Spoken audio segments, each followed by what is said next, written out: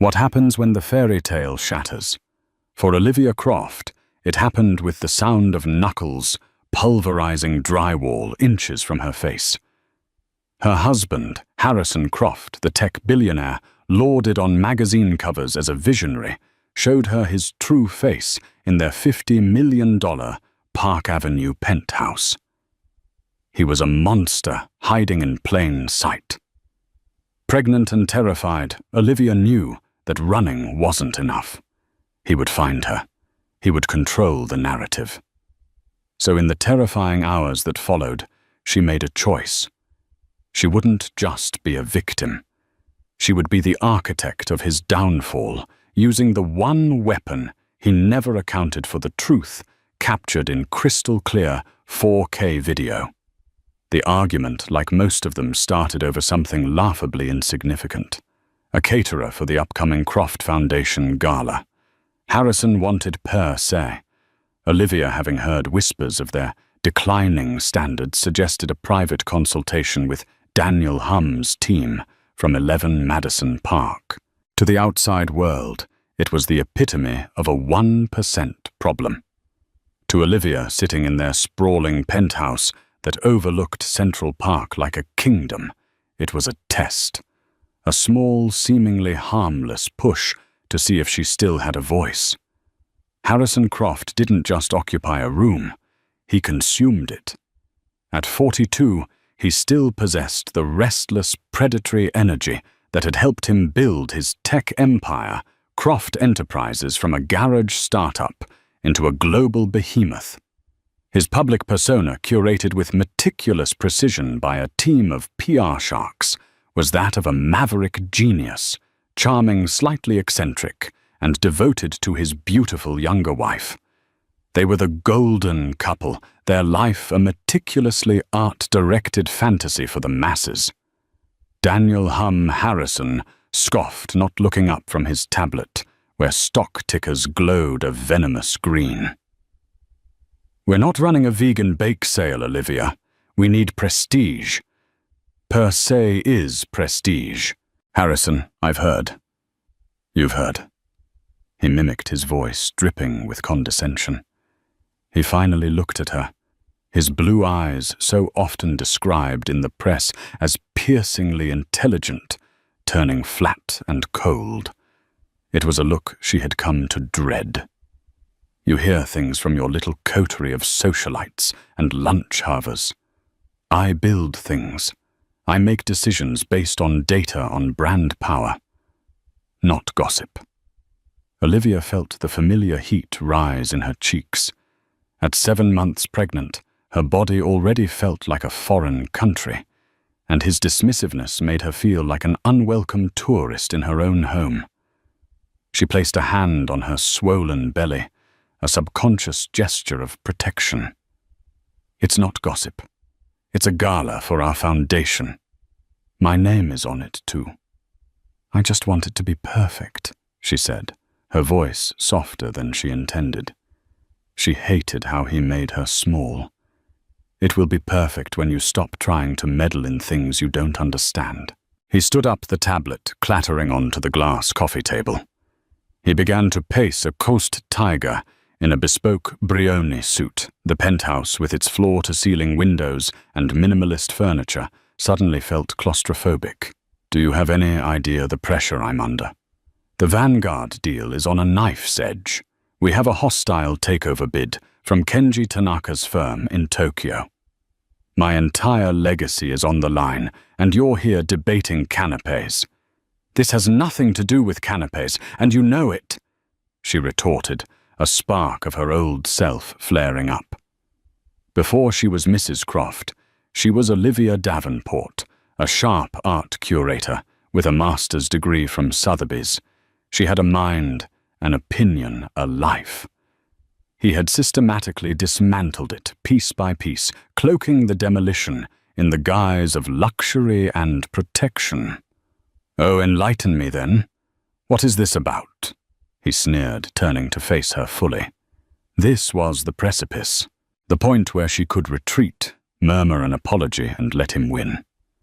It was the easier path, the one she had taken 100 times before. But the life growing inside her made her brave. She couldn't let her child see her as a doormat. "It's about respect, Harrison," she said, her voice shaking but firm. "It's about you treating me like a partner, not a decorative accessory you acquired along with this apartment." The words hung in the air, thick and dangerous. Harrison's face, usually so controlled for the cameras, contorted. A vein pulsed in his temple. He had a slight twitch in his jaw that signaled the point of no return. It was twitching now. An accessory, he whispered, the sound more menacing than a shout. He took a step toward her, then another. She instinctively shrank back into the plush cushions of the Roche-Beaubois sofa. "I gave you everything. Everything. A life you couldn't even dream of. I plucked you from obscurity and put you on a throne. I had a life before you. I was happy." "You were a nobody," he roared, the sound echoing off the cold glass and marble. He was standing over her now, his shadow engulfing her. His face was inches from hers, his breath hot with rage. She could smell the expensive scotch on it. Fear, cold and sharp, pierced through her defiance. This was it. The rage she had only seen in flashes in slammed doors and thrown phones was now directed squarely at her. Her heart hammered against her ribs, a frantic drumbeat of terror. She saw his eyes dart to the side, to the pristine white wall next to her head. What happened next was a blur of motion and sound. His arm, a piston of raw power, shot out. She flinched, a scream catching in her throat, convinced the blow was for her. The impact was like a gunshot. His fist, adorned with a simple but obscenely expensive platinum wedding band, smashed into the drywall. The plaster exploded inward, leaving a crater, a spiderweb of cracks, spreading out from the point of impact.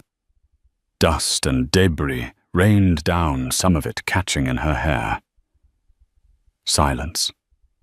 A profound, deafening silence filled the room, broken only by Harrison's ragged breathing. He stared at his own fist, then at the hole, then at her. His eyes were wide, not with remorse, but with the wild, terrifying thrill of his own unleashed power. Olivia didn't move. She couldn't. Her entire world had just narrowed to the jagged hole in the wall, a violent, gaping wound in their perfect home, just a hand's breadth from her temple, from her baby. Slowly, Harrison pulled his hand back. His knuckles were raw and bleeding. He looked at her, and for a fleeting second she saw a flicker of something panic, maybe even fear of what he'd done. But it was gone as quickly as it came, replaced by a chilling calm. Now he said, his voice a low, steady threat. "The caterer is per se. We are not discussing this again. Clean yourself up. You look a mess." He turned and walked away, heading toward his office without a backward glance, leaving her alone with the ringing in her ears, the dust on her skin, and the terrifying, undeniable truth of the man she had married. For a long time she just sat there trembling. The fear was a physical thing, a cold liquid seeping into her bones. But as the minutes ticked by, something else began to crystallize beneath the terror. It was a cold, hard resolve. He thought the argument was over. He thought he had won. He was wrong. The argument wasn't over. The war had just begun. Her eyes flickered from the hole in the wall to a decorative ficus tree in the corner of the room. Tucked discreetly among its leaves, a tiny black lens was aimed directly at the sofa. The nanny cam she'd installed 2 months ago, after he'd accidentally broken her laptop during another argument. She had told herself it was for the baby's safety. But in her heart, she knew. She'd been waiting for this. The proof. The hours after the explosion of violence were a study in surreal normalcy. Harrison didn't emerge from his office. A quiet, almost ghostly maid appeared on schedule, her eyes deliberately avoiding the crater in the wall as she polished the already gleaming surfaces of the penthouse. Dinner was served for one a filet mignon. Olivia couldn't touch its bloody center, a sickening reminder of Harrison's knuckles. Olivia moved as if in a trance. She bathed the warm water, doing little to stop the tremors that racked her body. She slipped into a silk nightgown, the fabric feeling like a costume for a role she no longer wanted to play. Every sound, the hum of the city below, the whisper of the air conditioning, was magnified a potential threat. Her mind, however, was no longer frozen in fear. It was racing, working with a clarity she hadn't felt in years. She knew Harrison. She knew his patterns. Tomorrow, a team of contractors would appear silent and efficient, and the wall would be repaired, plastered, and repainted. By evening, it would be as if nothing had happened. He would likely buy her a gift, something extravagant like a Cartier bracelet or a rare first-edition book. A silent transactional apology that was more about erasing his guilt than expressing remorse. He would consider the matter closed. He would expect her to fall back in line. Not this time. Once the penthouse was cloaked in the deep silence of 2 a.m., Olivia slipped out of bed. She moved with a thief's stealth through the cavernous apartment she now saw as a prison. The moonlight streaming through the windows cast long, eerie shadows. She bypassed the living room, the hole in the wall a dark, accusing eye. Her destination was the small, unused nursery. She had fought him for this room. He had wanted it to be a secondary home gym. She had insisted on a space for their child, and in a rare moment of acquiescence he'd agreed. It was here, amongst the unassembled crib and boxes of organic baby clothes, that she had set up her secret command center. The nanny cam wasn't just a camera. It was a state-of-the-art security device sold under the guise of baby monitoring that streamed and saved encrypted footage to a secure offshore cloud server. Olivia had spent weeks researching it, paying for it with cash from a secret bank account she'd been siphoning small amounts into for the past year. She sat down at the small desk she'd placed in the corner, her fingers trembling as she typed in the long, complex password to access the server. The portal opened. There it was, a timeline of video files time-stamped and dated. She navigated to today's date, her heart pounding a frantic rhythm against her ribs. She found the file labeled Living Room Cam 1745-1830. She clicked play. The scene unfolded in chilling high definition. The colors were vivid, the audio painfully clear. She watched the argument as if it were a movie starring a stranger. She saw herself looking small and vulnerable on the sofa. She saw Harrison, his swagger, his condescension, his escalating rage. She heard his voice a venomous hiss, then a roar. And then she saw it. The lunge, the blur of his arm, the explosion of plaster. She saw herself flinch, her body curling in on itself to protect her unborn child. She saw him stand there breathing heavily, a conqueror surveying his territory. She heard his final chilling words. "Clean yourself up." Watching it back was 1,000 times worse than living it. There was no ambiguity, no room for him to twist the narrative. It wasn't a he said, she said.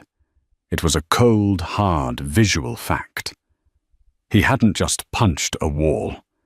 He had performed an act of terror, a clear and calculated threat designed to obliterate her spirit, and he had done it to his pregnant wife. She downloaded the file, saving 3 separate copies, 2 encrypted USB drives. One for her, one for a safe deposit box, and one for what she was about to do. Her first call was to her sister. Sophie Davenport was a pragmatic ER doctor living in Boston, and the one person who had never been swayed by Harrison's charm or wealth. She answered on the second ring, her voice thick with sleep. "Liv, it's 2 a.m. Is the baby okay?" Tears. Olivia had been holding back, finally broke free. In choked sobs, she recounted the entire evening, the words tumbling out in a torrent of fear and fury. Sophie listened without interruption, a grim silence on the other end of the line. "I'm booking the first flight to LaGuardia," Sophie said, the moment she finished, her voice all business. "Pack a bag, just the essentials, passports, documents, any cash you have. You're coming to Boston with me." "No," Olivia said the single word, sharp and clear. The sobbing stopped. "If I just run, he'll paint me as an unstable, hysterical, pregnant woman. He'll freeze my assets. He'll hire private investigators. He will use our child as a pawn. He will destroy me, Soph. I can't just run. I have to burn his kingdom to the ground." There was a pause. "What are you talking about?"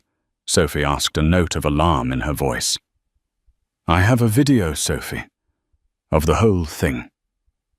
The silence on the other end was now one of shock, quickly followed by a dawning understanding. "Oh, Liv, you brilliant, crazy woman. I'm going to leak it," Olivia said, the decision solidifying into something unbreakable. "But I can't just dump it on the internet. That's amateur. It needs to be handled by someone credible, someone he can't buy or intimidate."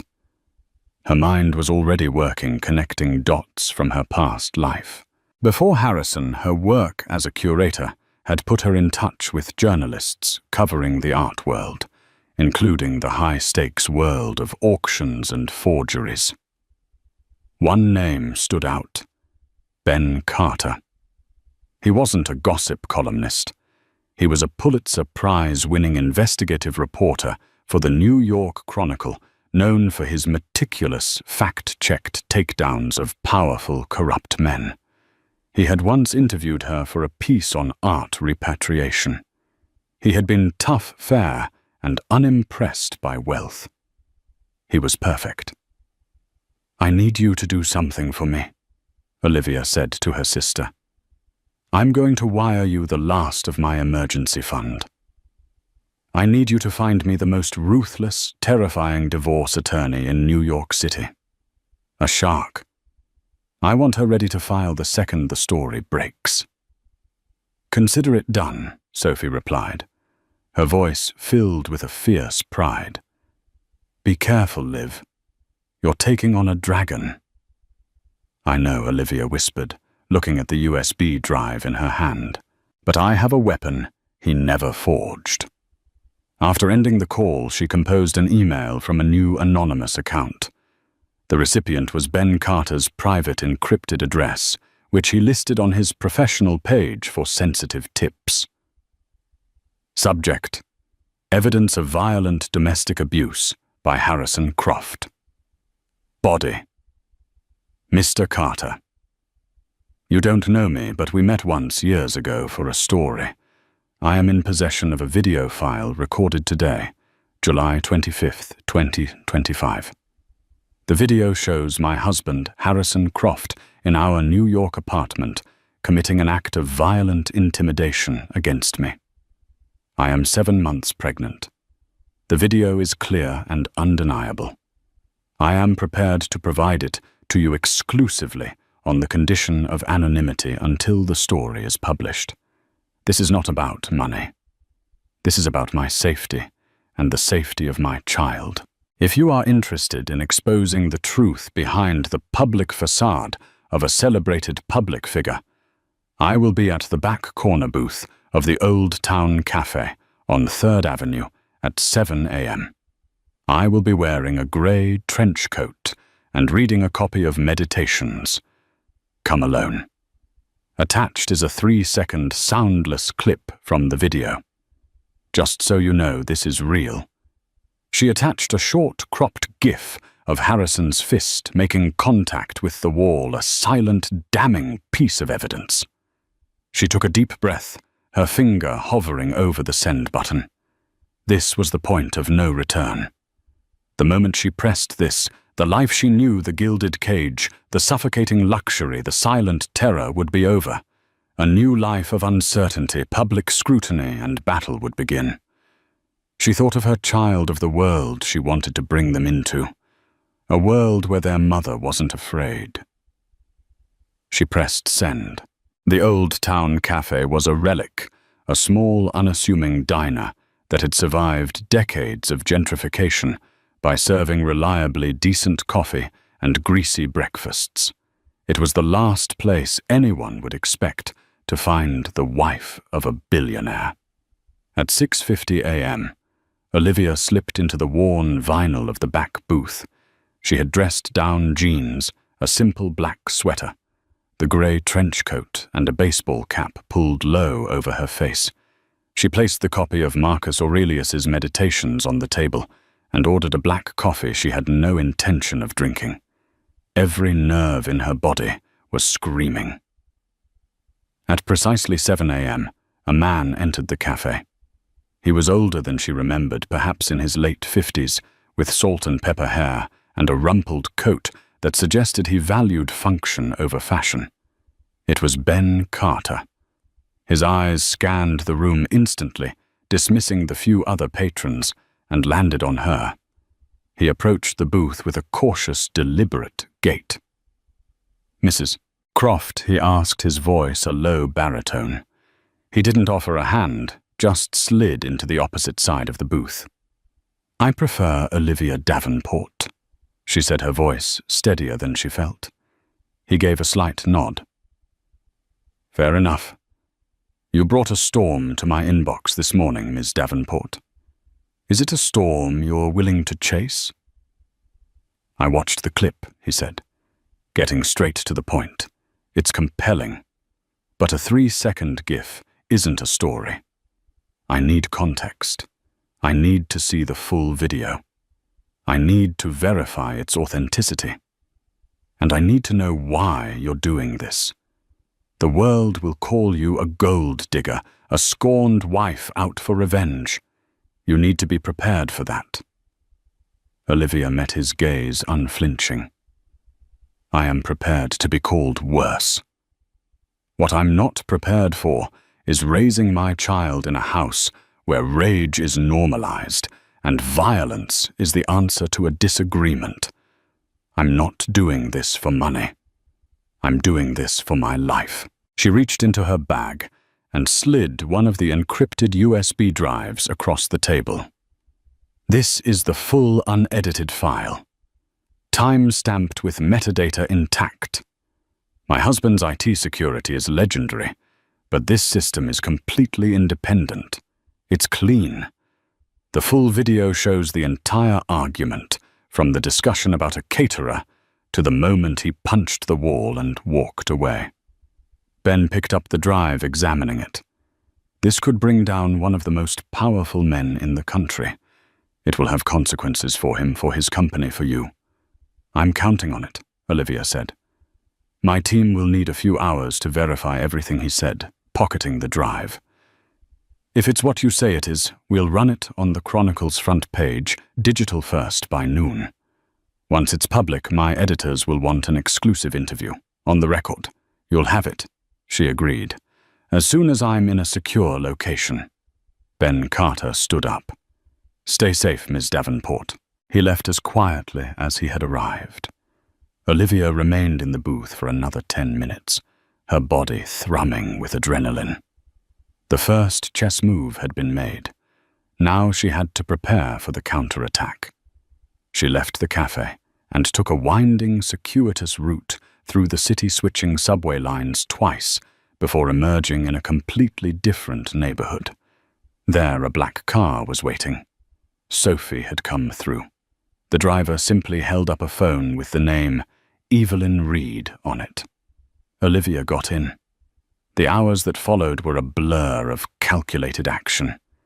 Evelyn Reed was everything Sophie had promised, a powerhouse in a razor-sharp suit with an office in Midtown that radiated quiet, expensive competence. She listened to Olivia's story with fierce, focused attention, her expression unreadable. When Olivia finished, Evelyn gave a single, sharp nod. "Good," Evelyn said. "The video is your shield and your sword. While Carter's team is verifying, we prepare for war." For the next 3 hours they worked. Evelyn and her team drafted divorce papers, citing irreconcilable differences and a history of controlling behavior and abuse. They prepared a motion for an emergency protective order to be filed the moment the story broke. They initiated proceedings to freeze a portion of the marital assets before Harrison could hide them offshore. Olivia signed document after document, her signature growing bolder with each one. She was no longer just Olivia. She was a plaintiff, a force of legal action.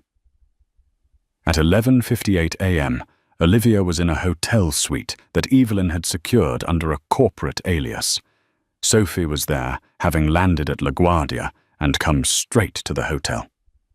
The sisters were sitting in silence, watching the clock, when Sophie's phone buzzed. Then Olivia's. Then they buzzed again and again, an electronic chorus of chaos. It had begun. A push alert from the New York Chronicle app was the first drop in the deluge exclusive tech. Billionaire Harrison Croft, seen in violent outburst against pregnant wife in leaked video. Sophie clicked the link.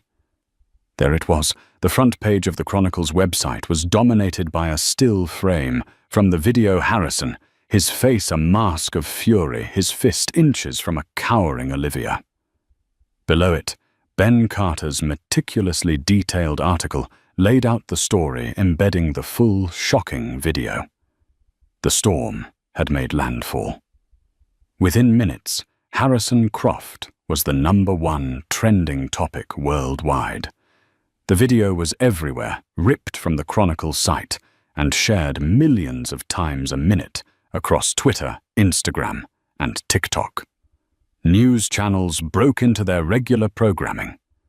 Business networks immediately began speculating on the impact on Croft Enterprises' stock. In his gleaming office tower, Harrison Croft was in a board meeting when his right-hand man, a perpetually nervous executive named Gregory, burst into the room, his face pale. He thrust an iPad in front of Harrison. Harrison saw the headline. He saw the picture. He saw the embedded video. He pressed play and watched himself, his private monster displayed for the entire world to see. For a moment he froze, the blood draining from his face. The other board members stared, their expressions a mixture of horror and cold calculation. The Vanguard deal, his legacy, it was all evaporating in real time. His shock quickly morphed into a familiar volcanic rage. He hurled the iPad against the wall where it shattered. "Find her!" he bellowed at Gregory, his voice echoing in the stunned silence of the boardroom. "Find her now, and get me Robert Egan on the phone." Robert Egan was not just a lawyer. He was a crisis management artist, a fixer who made problems and people disappear. While Harrison scrambled to control the inferno, Olivia was giving her on-the-record interview to Ben Carter via a secure video link. With Evelyn Reed by her side, she told her story calmly and articulately. She spoke of the pattern of control, the emotional abuse, the isolation. She explained that she didn't leak the video for fame or money, but because she believed it was the only way to ensure he couldn't silence her.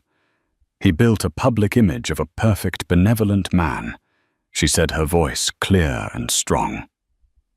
I wanted the world to see the man I lived with, the man who punched a wall next to his pregnant wife's head because he didn't like her choice of caterer.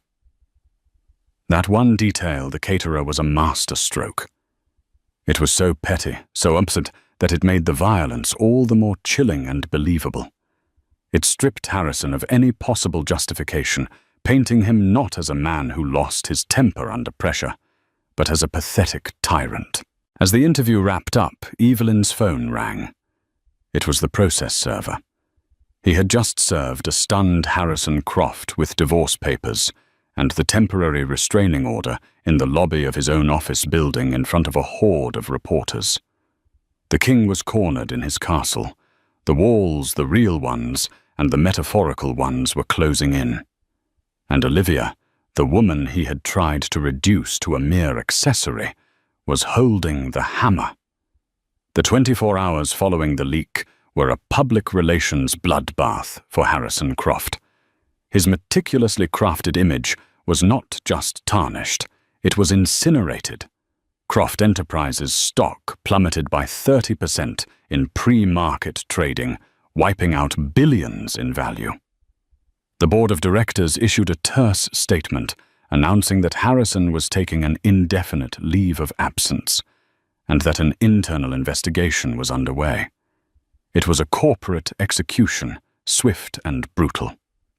Harrison, however, was not a man who accepted defeat. Barricaded in his penthouse, the hole in the wall now a constant mocking reminder of his hubris, he assembled his war council. At the head of the table was Robert Egan, the crisis manager, a man with a reptilian smile and no discernible conscience. Alongside him sat a team of cutthroat litigators from the city's most feared law firm. The narrative is out of control, Egan stated, pacing in front of the window. Right now, she's Joan of Arc, and you're King Herod. We need to flip that. We need to make her the villain. She has a video of me punching a wall next to her pregnant head. Harrison snarled, pouring himself another scotch. How do you flip that? We don't attack the video. The video is a fact. We attack the person who leaked it. Egan explained, his eyes glinting. We paint Olivia Davenport as a manipulative, unstable gold digger. She knew you were under pressure. She provoked you. She had a hidden camera ready to capture the one moment you snapped. It was a setup, a multi-million-dollar shakedown. The strategy was classic character assassination. Within hours, the counteroffensive began. Anonymous sources close to Harrison Croft began whispering to tabloid journalists and gossip bloggers. Stories began to surface, crafted from half-truths and outright lies. Olivia Davenport had a history of emotional instability. She was unhappy that Croft insisted on a bulletproof prenuptial agreement. Friends say she was obsessed with money and status. Was the pregnancy a trap to secure the Croft fortune? They dug into her past, unearthing a college boyfriend who, when paid a handsome sum, was willing to describe her as dramatic and demanding. They leaked details of her prenuptial agreement, framing her legal challenge as a greedy money grab rather than a fight for a fair settlement. Olivia, watching the smear campaign unfold from the sterile safety of her hotel suite, felt a surge of nausea that had nothing to do with her pregnancy. She had expected it, Evelyn had warned her, but the sheer viciousness of it was breathtaking. Don't read it, Sophie advised, trying to take the tablet from her hands. It's poison. No, Olivia said, her jaw tight. I need to see what they're doing. I need to know the weapons they're using. In their own war room, Evelyn Reed was calm, almost serene. This is predictable, she told Olivia over a conference call. It's the standard playbook for powerful abusers. They are also making a critical mistake. They are underestimating you. Evelyn's strategy was not to engage in the mudslinging. We stay above it. We let the video speak for itself, and we focus on the legal arena. The court of public opinion is fickle. A court of law requires evidence. The first legal skirmish was the hearing for the permanent protective order. Harrison's lawyers argued that the incident was a one-time mistake, an aberration born of immense stress. They portrayed him as a man deeply remorseful for his actions, a man who loved his wife and was desperate to save his family. They submitted sworn affidavits from staff and friends attesting to his gentle nature. Then it was Evelyn's turn. She didn't call Olivia to the stand to be cross-examined and torn apart. Instead, she presented her own evidence. She started by playing the video again, forcing Harrison, who was present via video link, to watch it in front of the judge. But she didn't stop there. This was where Olivia's meticulous, fearful documentation paid off. Evelyn presented a timeline of evidence stretching back over a year. "Your Honor," Evelyn began, her voice crisp and clear. "The defense claims this was a one-time mistake. We have evidence to the contrary." She submitted time-stamped photographs of the laptop Harrison had accidentally broken. An audio recording captured on Olivia's phone of Harrison verbally berating her, calling her worthless and an embarrassment. Emails from Harrison to Olivia's friends, subtly discouraging them from visiting. Financial statements showing how Harrison had systematically closed Olivia's personal credit cards, rerouting all her finances through a joint account that he monitored daily. It was a devastating mosaic of coercive control. The punch was not an isolated act. It was the crescendo of a long campaign of psychological abuse. But the real twist, the move Harrison and his team never saw coming, came from an unexpected quarter. Gregory Harrison's loyal right-hand man had been observing the fallout with growing horror. He had enabled Harrison for years, cleaning up his messes, soothing his ego, and turning a blind eye to his temper. But seeing the video, the cold terror in Olivia's eyes, and then witnessing the brutal campaign to destroy her, it had cracked his conscience. He had a daughter of his own. Panicked by the internal investigation at Croft Enterprises, and terrified of being legally implicated in Harrison's downfall, Gregory made a choice. He contacted Evelyn Reed. He didn't have evidence of more physical abuse. He had something far more damaging to a man like Harrison Croft, evidence of financial crimes.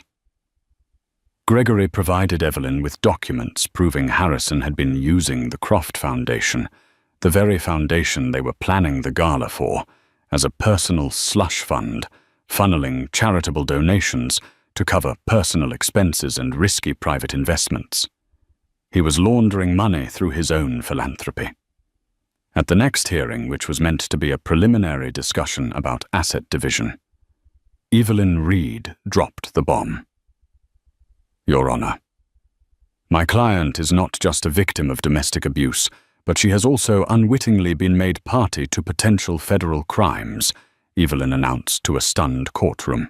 "We have evidence of significant financial impropriety related to the Croft Foundation, and we will be turning this evidence over to the U.S. Attorney's Office for the Southern District of New York." The color drained from the faces of Harrison's lawyers. This changed everything. This was no longer a messy divorce. It was a case of charity fraud, wire fraud, and money laundering. Harrison's personal liberty was now on the line. The legal battlefield had just expanded, and Harrison was now fighting a war on two fronts, with his reputation in tatters and the federal government about to become his new adversary. The smear campaign against Olivia halted abruptly. Robert Egan and his team were now in damage control mode for a much bigger crisis. Harrison Croft, the untouchable titan, was no longer just fighting to save his fortune. He was fighting to stay out of prison. The news of the impending federal investigation was the final fatal blow to Harrison Croft's empire. The board of Croft Enterprises, which had initially placed him on leave, now moved to terminate him entirely, invoking a morality clause in his contract. The man who had built the company from nothing was unceremoniously exiled, his name scrubbed from the corporate letterhead like an embarrassing typo.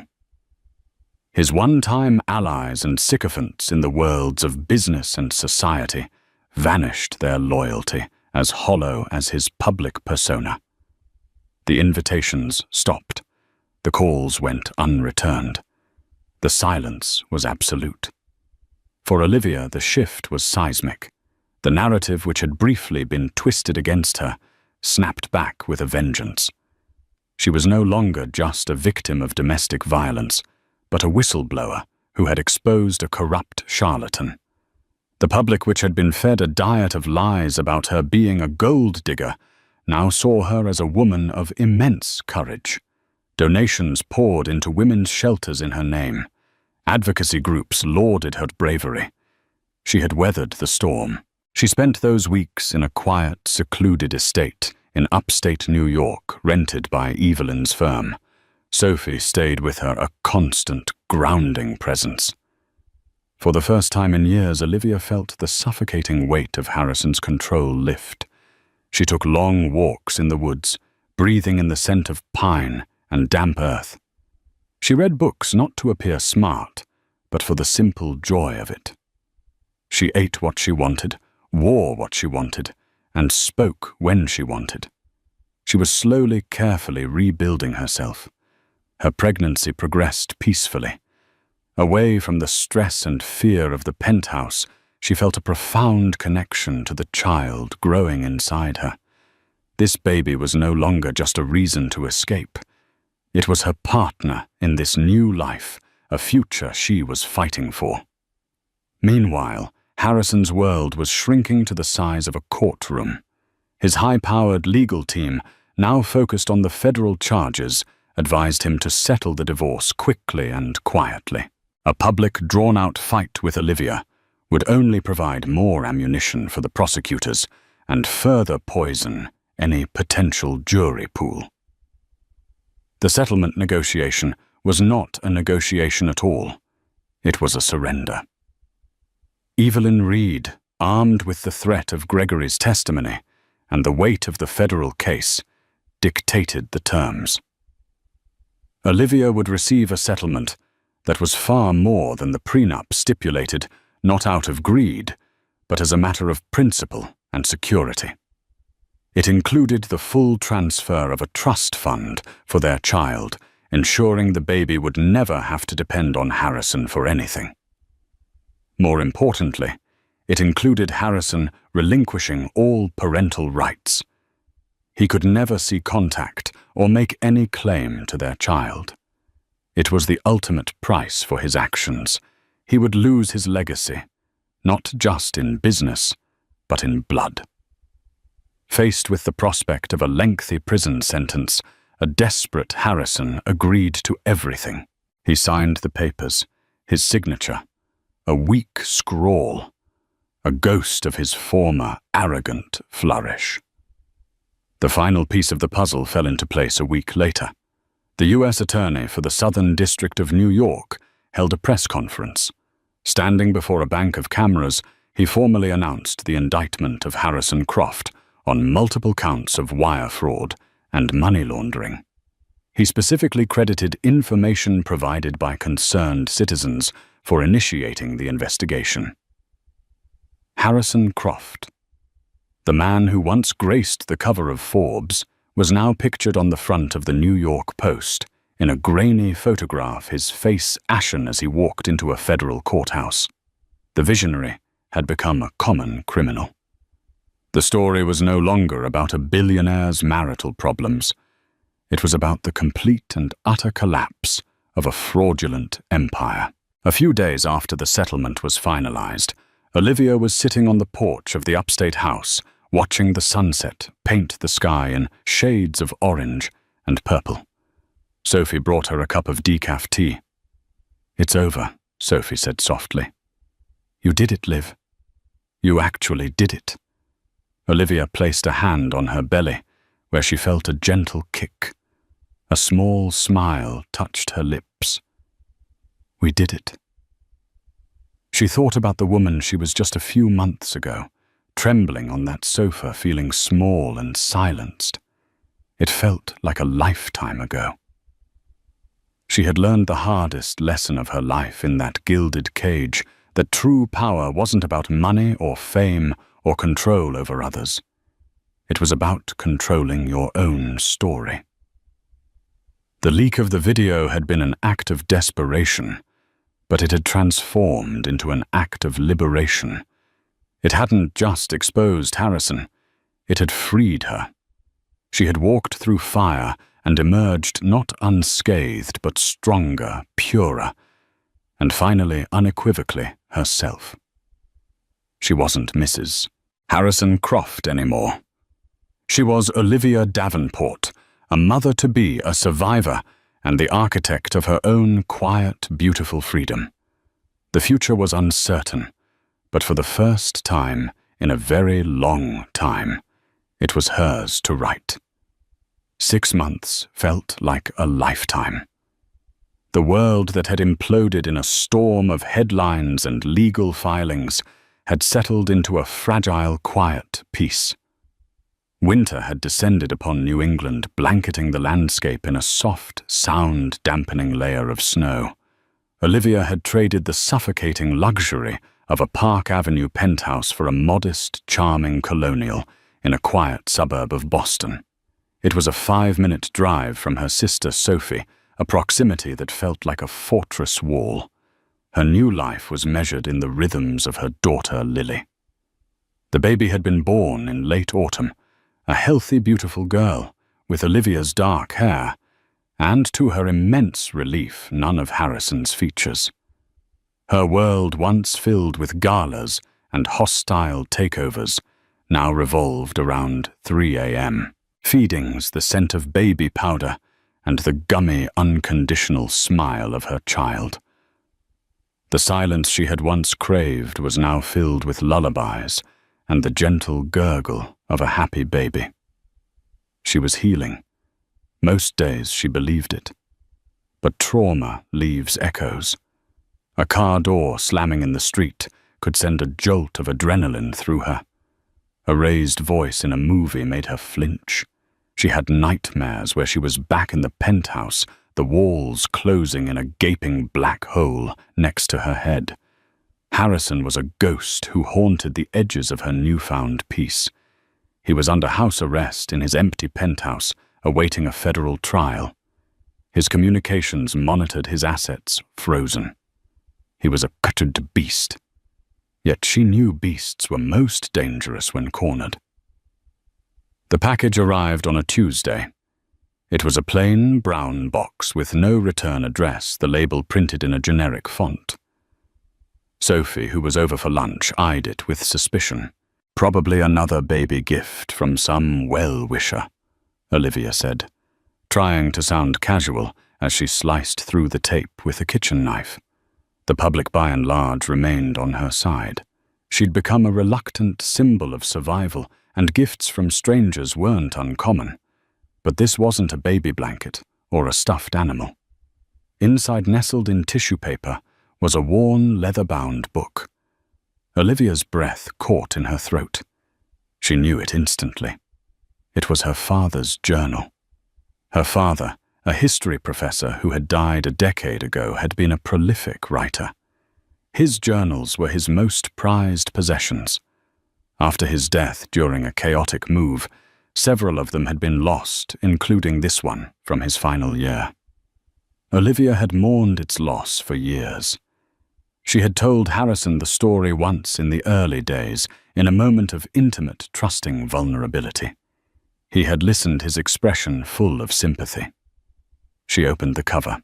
On the inside page, in her father's familiar scrawl, was his name, Professor Alistair Davenport.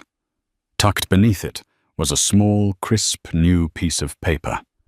On it, a single typewritten sentence. A legacy is a hard thing to lose, isn't it? The air rushed out of Olivia's lungs. The journal felt suddenly cold, toxic. This wasn't a gift. It was a threat. It was Harrison reaching through the walls of his prison to touch her, to violate the sanctuary of her new life. He was reminding her that he knew her, that he owned pieces of her past, that he could still unearth her most private sorrows and use them as weapons. He was telling her that even though she had taken his future, he still had a hold on her past. Liv. What is it? You're as white as a sheet, Sophie said, rushing to her side. Olivia couldn't speak. She just pointed at the journal at the taunting anonymous note. Sophie read it, and her face hardened. That monster, she whispered, her voice laced with venom. How he's under house arrest. That was the question that screamed in Olivia's mind. She immediately called Evelyn Reed. The lawyer was furious, her voice a whip crack over the phone. This is a flagrant violation of the restraining order's spirit, if not its letter, Evelyn said. It's witness intimidation. It's psychological warfare. I'll get a PI on this immediately. Don't worry, Olivia. We'll find out how he did it. The private investigator, a former NYPD detective named Mike Corrigan, was discreet and efficient. For 2 weeks, Olivia lived on edge, jumping at every shadow. She installed a more advanced security system. She rarely left the house. The ghost had become a palpable presence again, the echoes of her past threatening to drown out the quiet joys of her present. Corrigan's report came via a secure email to Evelyn, who relayed the findings to Olivia and Sophie in a conference call. Harrison has been using his legal counsel visits. Evelyn explained, her tone grim. He's allowed privileged, unmonitored conversations with his defense team. He's been passing coded messages to a junior paralegal on his team, a kid named Leo Batch. Batch then uses burner phones and cash drops to communicate with a network of fixers Harrison still has on his payroll. So he's still pulling the strings, Olivia said, her stomach twisting. It's worse than that, Evelyn continued. The journal was just a message to you, a way to terrorize you. The PI discovered the primary focus of this network. Harrison isn't just trying to spook you, Olivia. He's actively trying to blow up the entire federal case against him. A cold dread settled over Olivia. How Gregory Evelyn said, and Olivia's heart sank. The whistleblower. Gregory is the prosecution's star witness. His testimony about the Croft Foundation fraud is the linchpin of their case. Harrison's people have been systematically dismantling Gregory's life. They got him fired from his new job by anonymously sending his employer falsified documents about his involvement in the scandal. They've had him followed. Last week, his teenage daughter received a text message with a picture of herself walking home from school. There was no threat, just the picture. Just like your journal. It was a message. Sophie swore under her breath. The U.S. Attorney's Office is trying to protect him, Evelyn said. But Gregory is falling apart. He's terrified. Harrison's goal is to intimidate him into recanting his testimony or refusing to cooperate. If Gregory folds, the government's case becomes much weaker. Harrison's lawyers could argue that the evidence was provided by an unreliable witness under duress. It's Harrison's Hail Mary pass to walk free. The room fell silent. Olivia looked from her sister's worried face to the baby monitor where Lily was sleeping peacefully in her crib. She had thought this was over. She believed that by taking Harrison's money and his reputation, she had won. But she was wrong. His freedom was the one thing she hadn't taken, and now he was using it as a weapon to claw his way back. If he succeeded, If he walked out of that courthouse a free man, he would never stop. The packages would never stop. The fear would never stop. He would be a shadow stretching over her and her daughters' entire lives. Her peace, she realized, was entirely conditional. It depended on him being locked away truly and finally powerless. A new kind of resolve, cold and hard as steel, settled in her heart. She had spent months healing, building a quiet life. Now she understood. Hiding wasn't healing. True healing was making sure the monster could never hurt anyone again. "Evelyn." Olivia said, her voice devoid of any tremor. It was the voice of a CEO, not a victim. "When I was married to Harrison, I wasn't just a decorative accessory. I sat in on meetings. I was there for phone calls about the foundation. He used to boast to me late at night about how he'd move money through the charity accounts to fund his passion projects. He called it creative accounting. He thought I was too stupid to understand." She paused, taking a deep breath. He thought I wasn't listening. But I was. I remember dates. I remember project names. I remember numbers. Evelyn was silent for a moment on the other end of the line. Olivia could almost hear the gears turning in her sharp legal mind. "Olivia," she said slowly, "are you saying you can corroborate Gregory's testimony? That you can be a direct witness to the fraud I'm saying? I can be a better witness than Gregory." Olivia corrected her. "Gregory saw the spreadsheets. I heard the confession from the man himself, the U.S. Attorney's office. Would they be interested in a new star witness? They would see it as a gift from God." Evelyn breathed. "But Olivia, this means taking the stand. In open court. His lawyers will try to tear you apart. They will use every lie, every piece of the old smear campaign. They will paint you as a vengeful ex-wife. It will be brutal." Olivia looked over at Lily again, sleeping soundly, blissfully unaware of the darkness her mother was fighting.